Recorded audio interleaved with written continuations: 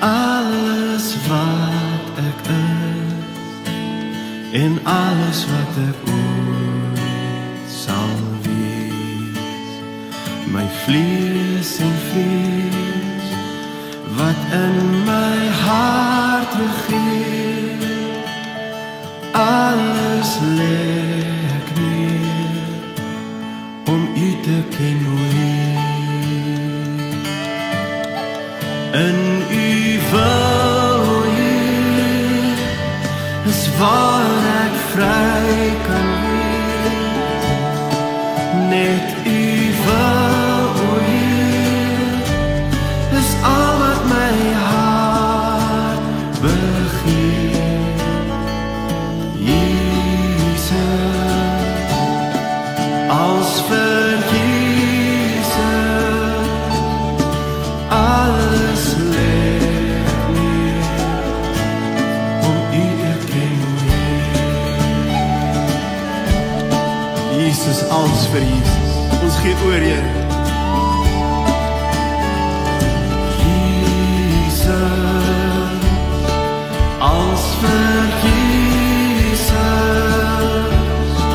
alles wat ek is en alles wat ek ooit sal wees, my vlees en vrees wat in my hart regeer, alles lê ek neer om U te ken, o Heer. In U wil, o Heer, is waar ek vry kan wees. Net U wil, o Heer, is al wat my hart begeer. Jesus, als vir Jesus, alles lê neer om U te ken, o Heer.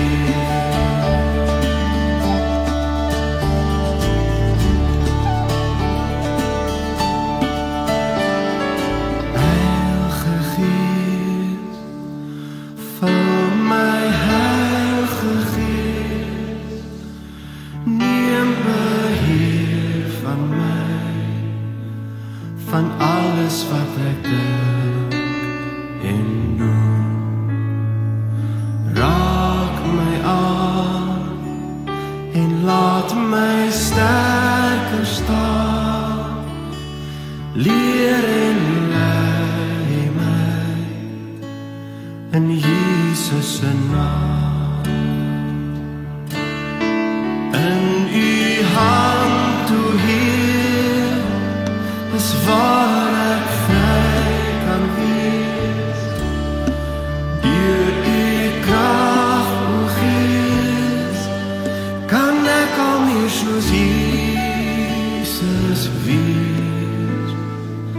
Heilige Gees, vul my, Heilige Gees, leer en lei my in Jesus se naam.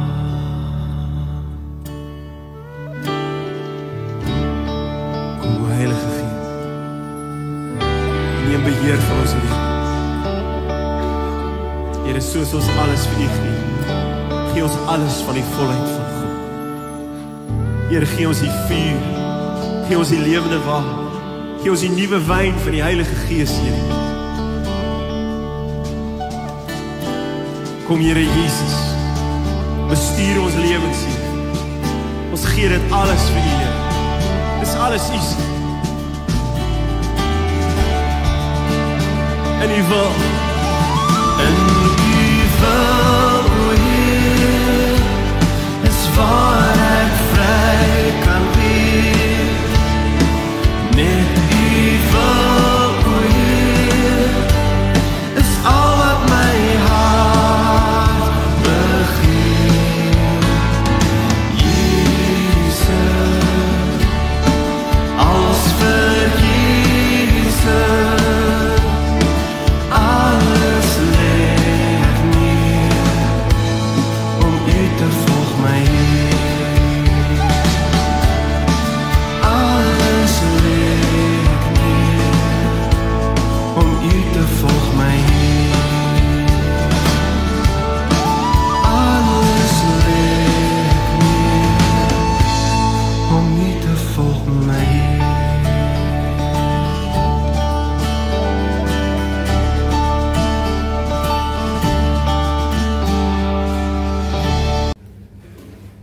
Daniël 6, Daniël in die leeukuil. Ons gaan lees van vers 1. Darius die Meder het die koningskap ontvang toe hy 62 jaar oud was. Darius het dit goed gedink om 120 satrappe oor die koninkryk aan te stel wat oor die hele koninkryk verspreid sou wees. Oor hulle was daar 3 toesighouers, waarvan Daniël een was, een aan wie hierdie satrappe rekenskap moes gee, sodat die koning nie skade sou ly nie. Hierdie Daniël het homself onderskei van toesighouers en satrappe, omdat 'n buitengewone gees in hom was, en die koning het beplan om hom oor die hele koninkryk aan te stel. Daarom het die toesighouers en satrappe na 'n rede vir 'n aanklag teen Daniël gesoek, in verband met die koninkryk. Maar hulle kon geen rede of fout vind nie, omdat hy betroubaar was. Geen nalatigheid of fout is by hom gevind nie. Die manne sê toe, ons sal nie enigiets vind teen hierdie Daniël nie, behalwe as ons iets teen hom vind in die wet van sy God. Daarna het hierdie toesighouers en satrappe by die koning ingestorm en die volgende vir hom gesê: O koning Darius, leef vir ewig. Al die toesighouers van die koninkryk, die landvoogde, die satrappe, die raadsmanne en die streekgouverneurs het met mekaar ooreengekom dat die koning 'n verordening moet uitvaardig en 'n verbod moet bekragtig dat enige iemand wat vir 30 dae 'n bede rig tot enige god of mens, behalwe tot u, o koning, in die leeukuil gegooi moet word. O koning, vaardig dan nou die verbod uit en stel 'n bevelskrif op wat nie verander kan word nie, want as 'n wet van Mede en Perse nie herroep mag word nie. Om die rede het die koning Darius die bevelskrif en die verbod op skrif gestel. Toe Daniël te wete kom dat die bevelskrif geskryf is, het hy sy huis binne gegaan. Hy het in sy boventrek ook vensters gehad en in die rigting van Jerusalem, en hy het 3 keer op 'n dag daar op sy knie gegaan, gebid en voor sy God lof uitgespreek, soos hy voorheen gedoen het. Daardie manne het toe ingestorm en Daniël bidend en smeekend voor sy God gekry.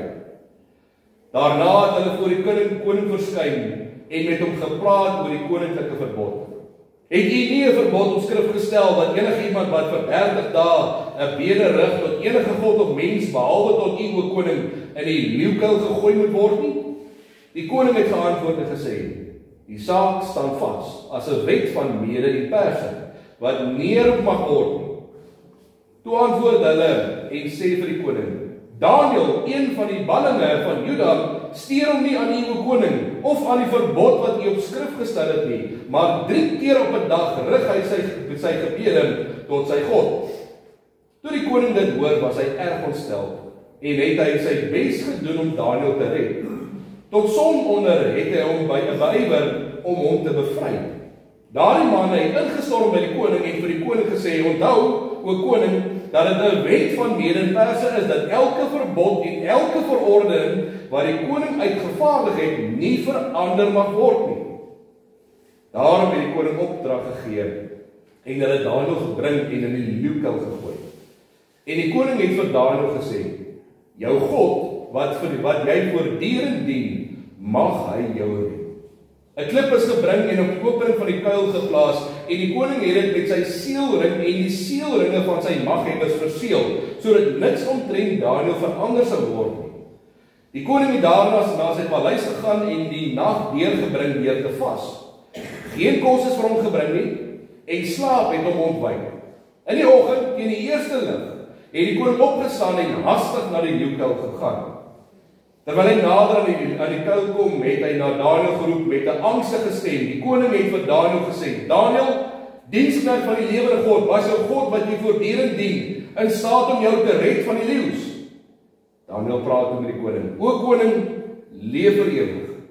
My God het sy engel gestuur en hy die bekke van die leeu's gesluit, sodat hulle my geen leed kon aandoen nie. Omdat ek voor hom onskuldig bevind is, ook u, o koning, het ek geen leed aangedoen nie. Die koning was toe uitermate verheug oor hom, en hy het mense opdrag gegee om Daniël uit die kuil op te trek. Daniël is uit die kuil opgetrek en geen letsel kon in hom gekry word nie, omdat hy op sy God vertrou het. Die koning het bevel gegee en hulle daardie manne wat Daniël aangekla het, gebring en hulle in die leeukuil gegooi. Hulle saam met hulle kinders en vroue. Hulle het nog nie eers die bodem van die kuil bereik nie, toe die leeu's hulle oorweldig en al hulle beendere vergrys. Daarna het koning Darius aan al die volke, nasies en taalgroepe wat oor die hele aarde woon geskryf: Mag julle vrede groot wees. 'n Bevel is deur my uitgevaardig dat in die hele magsgebied van my koninkryk almal met vrees en bewering vervul moet wees vir die God van Daniël, want hy is die lewende God wat in ewigheid bestaan. Sy koninkryk is een wat nie vernietig word nie, en sy heerskappy is tot aan die einde toe. Hy wat red en verlos en tekens en wonders doen in die hemel en op die aarde. Dit is hy wat Daniël gered het uit die kloue van die leeu's. Hierdie Daniël was voorspoedig onder die regering van Darius en onder die regering van Kores die Pers. Net tot sover. Google julle ook nie deesdae so baie. Ek sê mos as ek nie iets weet nie, dan hardloop ek mos na Prof Google toe en dan vra ek vir Prof Google so 3 of 4 vrae en dan spring die vraag mos dat die antwoord mos vir jou op jou vraag wat jy het. Ek vra onlangs 'n tandarts toe ek daar by die tandarts was of hulle ook agter die skerms is, hulle nie 100% seker is ek ook gou vir Prof Google 'n paar antwoorde vra. Dan sê die dokter vir my nooit, ons sal dit nooit doen nie. 99.9% van die kere is as dit by enige mediese goed kom, is Google verkeerd. Nou ek het nogal gedink is baie interessant, maar nou een van die goedjies wat my oog vang hierdie week op Google was 'n lys van bedreigde spesies. Nou Boekie moes 'n praatjie doen op skool doen oor sy gunsteling dier. Hy kies natuurlik die olifant. Ek het gedink ons gaan baie grand wees en ons kies 'n dier wat die kinders dalk nie van weet nie. En hy het by sy olifant gebly. Maar ek het van 'n paar idees op Google gaan soek. Ek kom toe op 'n lys af van bedreigde spesies en ek kom toe agter, interessant is dat hierdie lys van bedreigde spesies iets is wat gereeld verander. Nou kom ek gee vir julle vanoggend 'n paar diere, bedreigde diere. Nou die eerste enetjie noem hulle 'n rooi pandabeertjie. Nou, hy lyk so. Die tweede enetjie is 'n sometiese tier. Sometiese tier. Die derde enetjie is die swart renoster. En net so enetjie omdat ons graag wil is die Amur luiperd. Die Amur luiperd, hy lyk so. Nou as jy nie omgee nie, sal ek graag nog een vanoggend wil bysit by die bedreigde spesies. En ek noem dit 'n Christen met 'n ruggraat. Wat dink julle? Kan ons maar 'n Christen met 'n ruggraat ook bysit by die bedreigde spesies? Ek dink so. Is dit net ek wat ook so voel of voel julle ook dalk deesdae so of die mense so knou wegheid en dapperheid in 'n ruggraat? Dis makliker om tussen 'n skare te wees, tussen die skare te gaan wegkruip en in te pas as wat jy regop staan en jou hand hoog opsteek. Jy wag eers om te hoor waar die skare is en dan besluit jy vir jou nek uitsteek. Jy het jou oortuigings, maar jy hou so 'n bietjie terug, amper asof daai perfekte geleentheid eers moet kom om te kan sê waarin jy glo. Maar ek sê vandag vir julle, wat ons mense nodig het, is 'n ruggraat. Want dit vat 'n ruggraat om jou huwelik te bou op Jesus, en nie die wêreld se 10-stapplan tot sukses nie. Want net so rukkie, as jy die wêreld se 10-stapplan tot sukses volg, kom jy agter, hier sit my huwelik. Dit vat 'n ruggraat om te bly en te help by 'n kerk wat net sy deure oopgemaak het om die kerk van die grond af op te kry terwyl ons nog nie al die werk gedoen het. Om nie te spring na 'n ander kerk waar al die werk klaar gedoen is nie.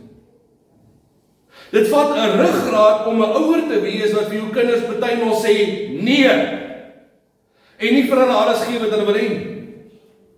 Môre sit jy met 'n paar kinders wat vir die groot mense wil sê wat hulle van groot mense dink.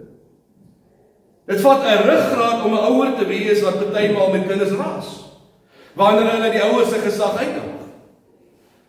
Of is jy dalk een van daai ouers wat die lyn aanskuif en die lyn aanskuif en die lyn aanskuif tot daar waar die kind later tevrede is.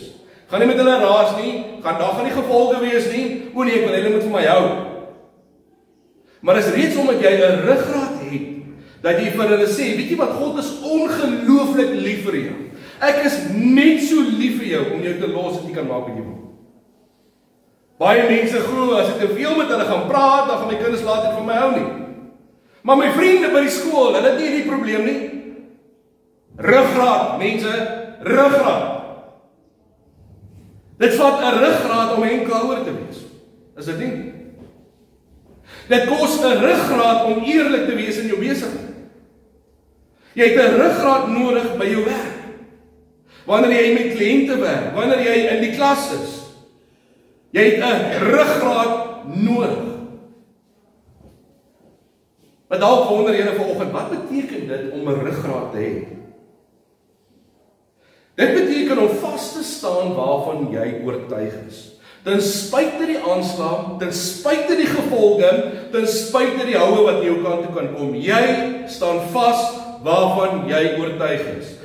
Jy staan. Om ruggraat te kry, begin en dit eindig met God. Ek sê dit weer, 'n ruggraat begin en dit eindig met God. Ek meen, ons is gemaak na die beeld van God. En God wil hê dat ons soos ankers in hierdie wêreld moet vas staan. God wil hê, hy het ons gemaak om mense met 'n ruggraat te wees. Ons moet ons vrees in die oë kan kyk. En dan moet jy jou voet optel en die eerste tree nader aan jou vrees gee. Dis 'n ruggraat. Dit laat my so dink aan hierdie surfers wat hierdie 50 meter branders, 'n keer 100 meter branders aanvat en dan dink ek by myself, hy's lekker mal, hy het klaar met 8 opgereël, hy's op met 'n datum. Maar eerlikwaar is daai ou met 'n ruggraat, want hy kyk sy vrees in die oë. Of hierdie ouens wat hier onbekende grotte so ingaan, en dan kom daai ou op stadium op 'n plek vas waar hy plat op sy maag is en dan steek hy vas. En dan moet sy vriende kom help, stoot en trek. Hulle trek hom nie uit, hulle druk hom dieper in, want hy wil nog dieper ingaan. Dis mense met 'n ruggraat, want hulle kyk hulle vrees in die oë. Maar weet julle wat? Net om 'n gelowige man in Jesus te wees, net om 'n gelowige vrou in Jesus te wees, dit kos 'n ruggraat. Om dit te wees wat God wil hê jy moet wees. Dit sit nie in enigiemand se broek nie. En as ek daaraan moet mooi dink, nee, aan iemand wat 'n ongelooflike ruggraat gehad het, wat eenvoudig gestaan het waarvoor hy glo, maak nie wat vir hom gaan, wat vir hom voor lê nie, en wat oortuig is waarvan hy glo, is dit Daniël gewees. Daniël was 85 jaar oud, ek sê dit weer, 85 jaar oud, toe hy in die leeu beland het. Daar tussen Simba, Jana en Mufasa. Nou, hoe gebeur dit? Dit het begin toe Daniël van Jerusalem al weggesleep is na Babylonië toe. En Babylonië was 'n malplek gewees. Babylonië het hulle siek goed gedoen en mense, hulle was mal geld gewees. Dis iets waarin 'n mens nie gewoond is nie, dis iets 'n ander level, hoor. Onthou dat die Babyloniërs al die ouens in Israel saamgevat het wat die sterkste en die mooiste en die slimste was. Al hierdie ouens is saamgesleep na Babylonië toe. Hier word hulle in Babyloniese skole gegooi en hulle word probeer breinspoel dat hulle die Babyloniese wyse moet aanvaar en hulle gode moet doen. Nou daar in daai skole, daar beland Daniël en sy vriende. Onthou sy vriende Sadrag, Mesach en Abednego. Nou een ding wat absoluut duidelik is van die begin af, is dat Daniël 'n ruggraat gehad het. Want van die begin af het Daniël vir hulle gesê, dis waarvan ek oortuig is. Nou ek moet ook sê, Daniël was omring deur die regte geselskap. Kyk, as jy goeie vriende het, nee, dan vat hulle vir jou op plekke waar jy nog nooit was nie. Dis hoekom kerk so ongelooflik belangrik is. 'n Christen is nie 'n solo sport nie. Ons is daar waar ons vir mekaar omgee. Ons is daar om mekaar aan te moedig. Ons is daar om vir mekaar te sê, moenie moed opgee nie. Jy het 'n ruggraat nodig en jy hou jou ruggraat, want die ou langs jou hou ook sy ruggraat. As hulle kan aanhou en bly staan en die lewe kan aanvat en so sukkel, kan ek mos ook. 'n Mens kan nogal baie vinnig wit van voor af kry en dan lyk die dinge nie lekker nie. Dan voel 'n mens, weet jy wat, ek dink ek is die enigste ou in hierdie wêreld wat hiermee sukkel. O nee, jy is nie alleen nie. Die mense wat hier rondom jou sit, dis hulle lewe opgesom. Hierdie mense help my om my ruggraat te hou. Hierdie mense kom van God af. God is die bron. Die mense wat ek gegee word is my ondersteuning. Daniel was 'n ou met 'n ruggraat en hy het goeie vriende gehad. Kyk gou na Daniel 1:8. Daniel was egter vas van voorneme dat hy homself nie sou besoedel met die koning se kos en die wyn wat die koning gedrink het nie. Hy het toe die toesighouer oor die paleisamptenare vergunning gevra dat hy homself nie hoef te besoedel nie. Dis nogal interessant, nee. Daniel reg van die begin af het by die Joodse manier van eet gebly. Ek wonder nogal toe hy koning amptenare daar kom met al hy kos en hy vra nog vir Daniel, eet my maat, geniet jouself, hier is die kos, lekkerste kos en die beste ouens voorberei. En sê Daniel vir hulle, nee, ek dink ek is reg met groente en water. Hy het al hy kos geweier. En interessant is dat die ouens het toegelaat. En het vir Daniel gesê, luister Daniel, as jy groente en water wil, dan los is jou. So Daniel het reg van die begin af gesê wat hy graag wil water. En weet jy nou dat ek daaraan dink, wat kos 'n geweldige ruggraat? Is om te erken as jy verkeerd is. Om te erken ek is 'n sondaar, ek kan nie meer so deur die lewe aankarring nie, ek het Jesus nodig. Kom ons kom gou terug. So Daniel het begin op 15 jaar. Kom ons spring gou die horlosie vorentoe na 70 jaar. Vir 70 jaar lewe hy die lewe. Hy is konstant, hy vat die lewe aan ten spyte van massiewe veranderinge rondom Daniel. Want op 'n stadium kom maak die Perse oorlog teen die Babiloniërs.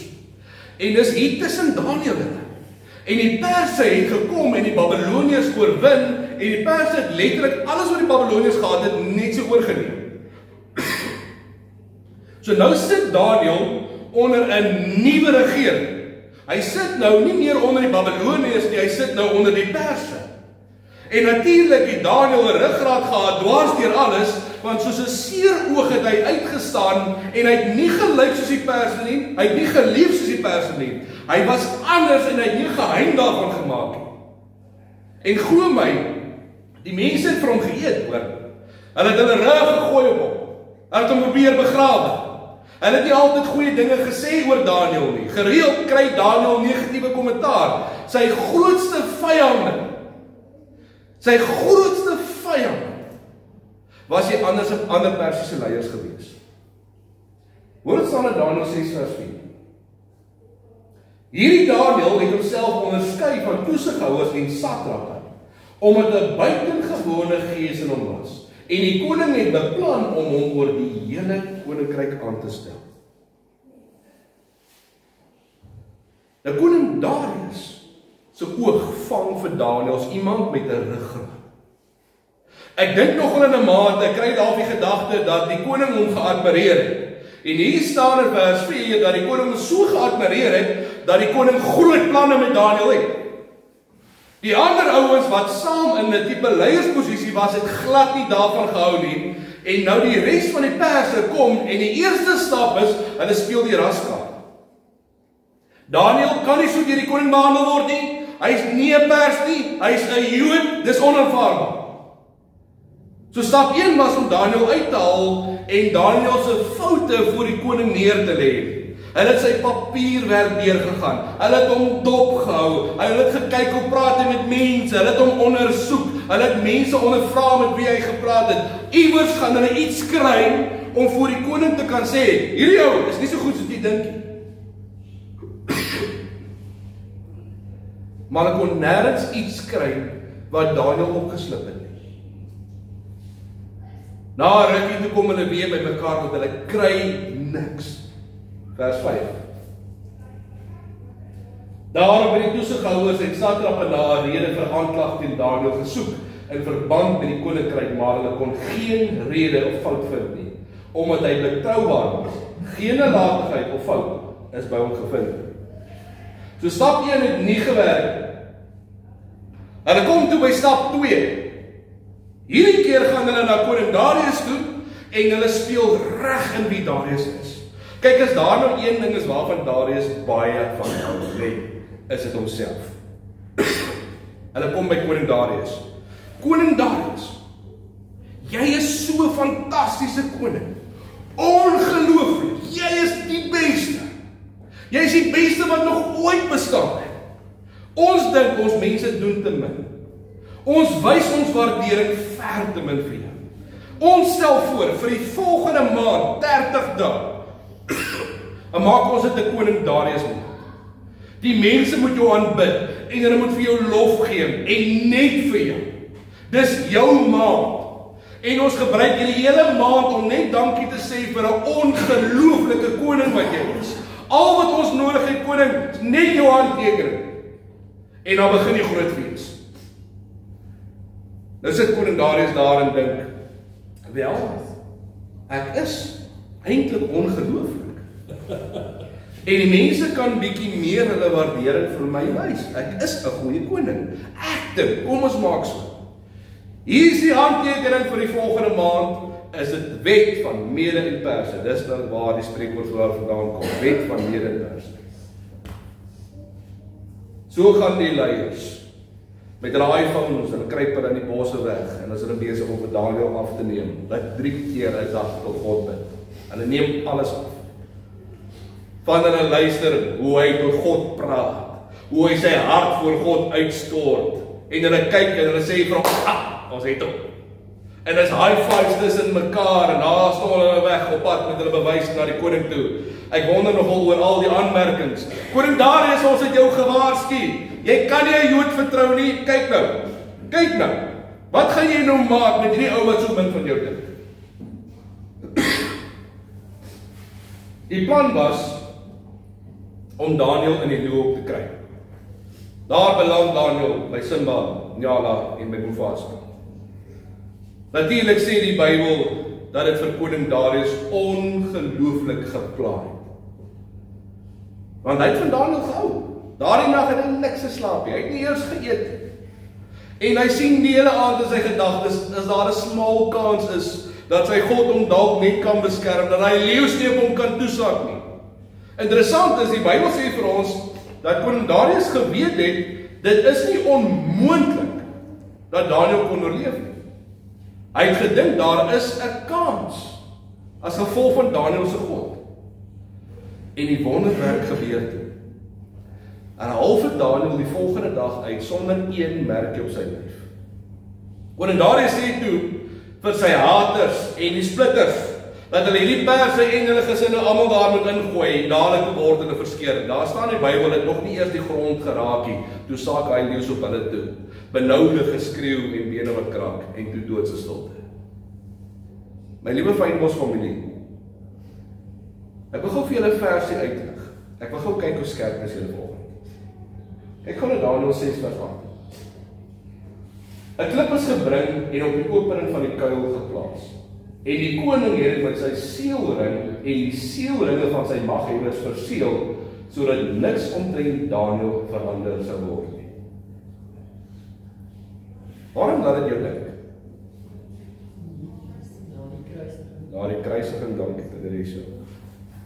'n Klip word voor 'n graf gesit.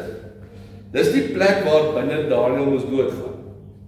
Dit word verseël en niemand mag dit oopmaak nie. Enigiemand wat in daai klip sou Petrus sou ook doodgemaak word, waarskynlik ook daar by die leeu's beland.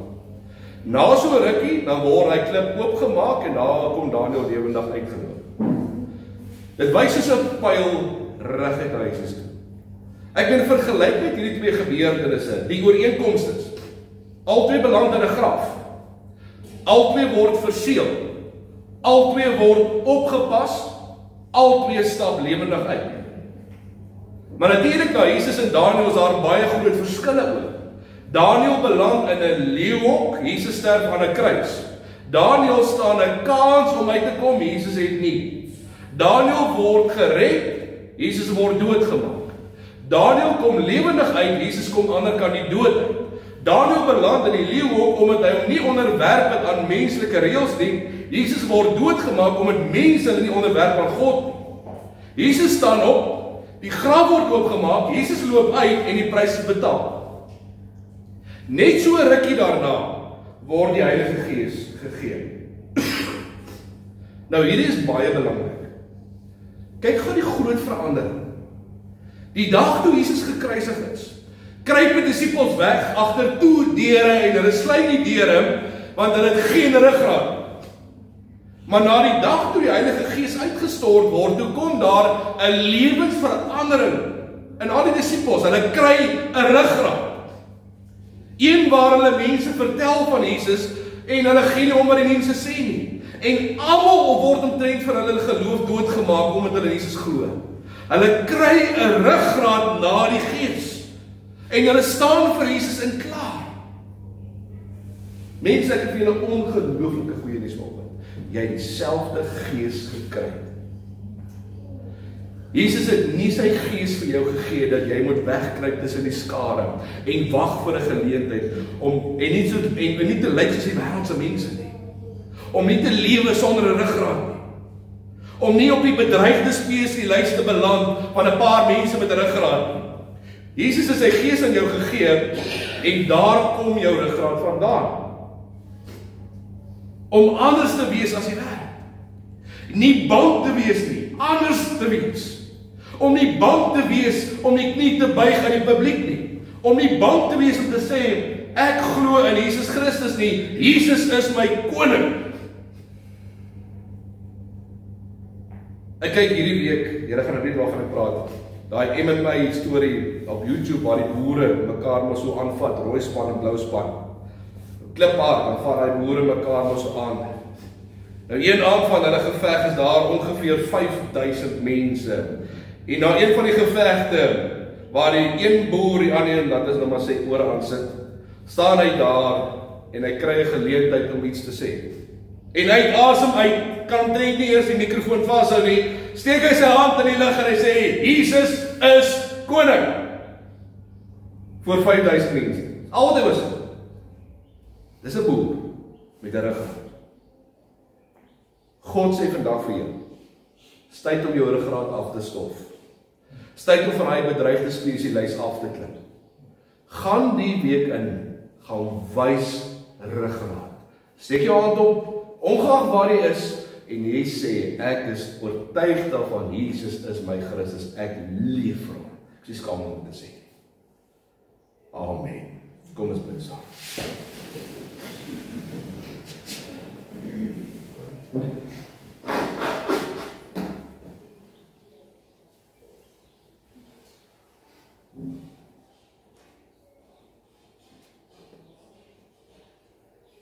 Here, wanneer ons hier vanoggend by mekaar kom, u weet, so baie keer gebeur dit so maklik waar mense in 'n situasie beland, waar hy 'n geleentheid kan kry, waar iemand wonder, of waar iemand sukkel, en waar ons so huiwerig optree partykeer.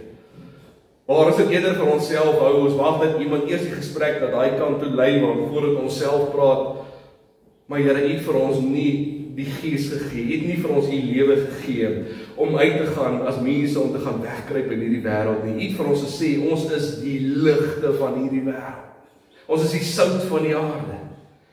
U het vir ons gesê dat u vir ons gaan gebruik en dat u vir ons gaan toerus met alles wat ons nodig het om te kan uitgaan en 'n verskil te gaan maak. En u het, Here, vir ons die woord as 'n padkaart gegee en het ons en ons Gees vir ons in ons harte gegee en die Gees gee vir ons ruggraat dat ons soos daardie boer ons hand in die lug kan steek en onbeskaamd voor almal kan sê, Here, ek glo. Ek is nie skaam om dit te sê nie, maak nie saak met wie ek gesels nie, of hy anders dink of anders glo nie, ek weet waarvan ek oortuig is. Here, help ons dat ons al ruggraat wys daar buite waar ons gaan in hierdie wêreld. Want U sê vir ons, dis so kosbaar dat U vir ons dit eenmal die woorde gebruik dat een klein kersliggie 'n veldbrand kan veroorsaak, en dit is so. Here, dankie dat ons kan weet, dit gaan nie daaroor dat ons hierdie onsaglike klomp kennis moet hê nie, of dat ons die Bybelboeke, die punte van ons vinger kan opnoem nie. Here, U sê vir ons, U het vir ons die geloof gegee, U het klaar vir ons die toerusting gegee, alles wat ons nodig het om 'n verskil te kan gaan maak. Help ons, Here, dat ons soos Daniël sal wees, en dat ons ten spyte van die gevolge, of die aanslag, of die kykke, of die woorde, maak nie saak wat kom nie, dat ons met oortuiging sal rondloop en sê, ek glo. Ek weet waarvan ek oortuig is, ek weet waarin my verlosser lê. Dankie Here dat ons vanoggend hier by mekaar kan kom. Dankie dat ons as fynbos nie weg te kry nie. Dankie dat ons vanoggend in die nagmaal die geleentheid kry, daai versekering wat U vir ons gee. Ons is nie alleen nie, ons is nie onsself oorgelaat nie. U gaan saam met ons. Waar ons waar U gaan, is U by ons. Help ons Here, dat ons U sal trots maak. Dat ons met vrymoedigheid hier in die oë kan kyk om te sê, Here, ek het werklik my beste gegee. En wat 'n voorreg was dit nie. Dankie Here dat ons vanoggend hierdie kan bid. In U almagtige en heilige en kragtige naam. Amen.